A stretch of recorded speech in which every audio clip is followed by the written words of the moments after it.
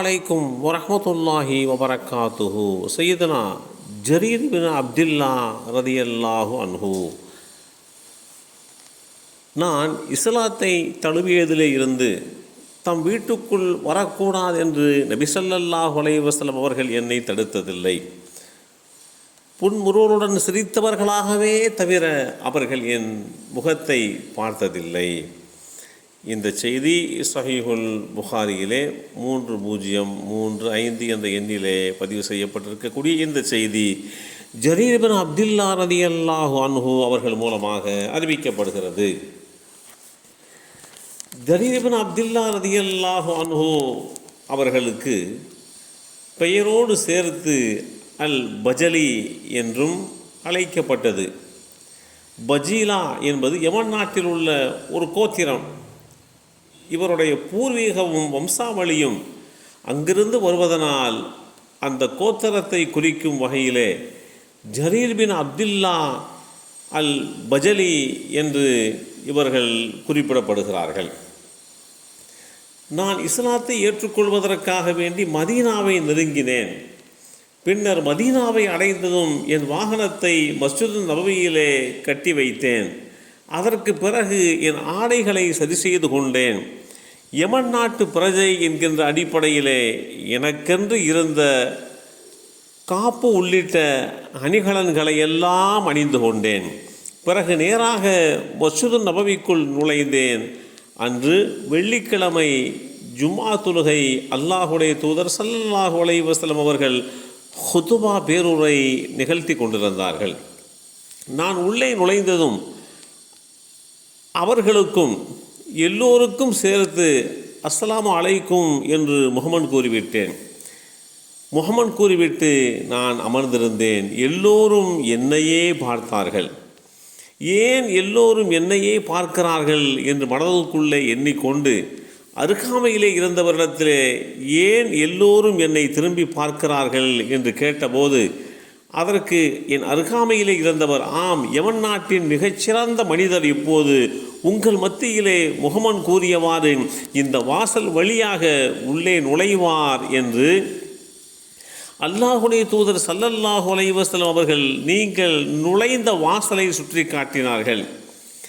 அவருடைய முகத்தில் ஒரு விதமான ஒளி தோற்றம் அல்லது அரச தோற்றம் தென்படும் என்றும் அல்லாஹுடைய தூதர் ஸல்லல்லாஹு அலைஹி வஸல்லம் அவர்கள் விவரித்து கூறினார்கள்.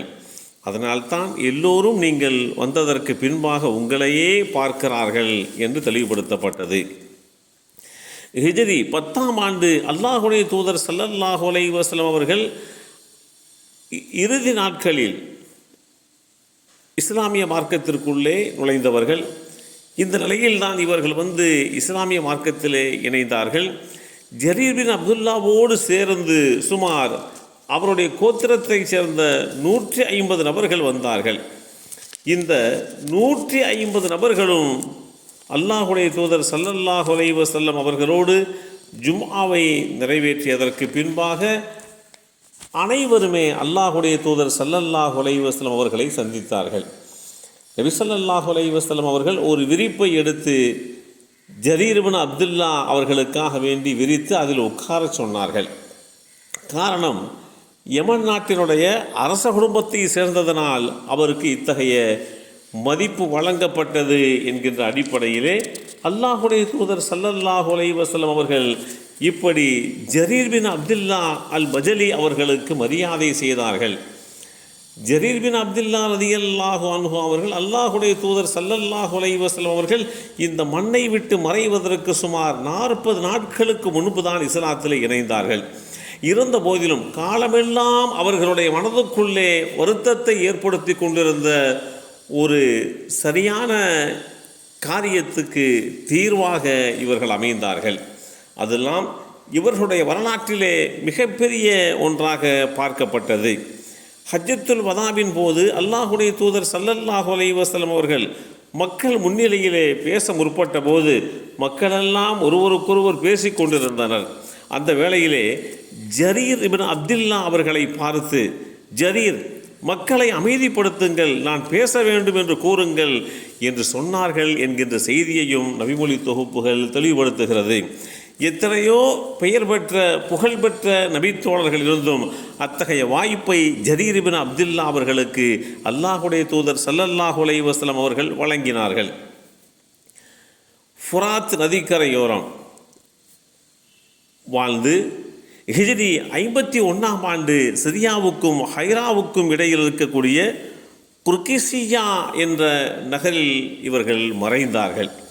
40 நாட்களே அல்லாஹுடைய தூதர் ஸல்லல்லாஹு அலைஹி வஸல்லம் அவர்களோடு இருந்திருந்தாலும் உலக மக்களுடைய நாவுகளிலெல்லாம் மீண்டும் மீண்டும் பேசுகின்ற வரலாற்றுக்கு சொந்தக்காரர்களாக இவர்கள் ஆகிவிட்டார்கள். எல்லாம் வல்ல அல்லாஹு தஆலா இவர்களுடைய வரலாற்று பின்னணியை புரிந்து கொள்கின்ற வாய்ப்பை நமக்கும் நம் சந்ததிக்கும் வழங்கி அருள் புரிவானாக. அஸ்ஸலாமு அலைக்கும் வரஹ்மத்துல்லாஹி வபரகாத்துஹு.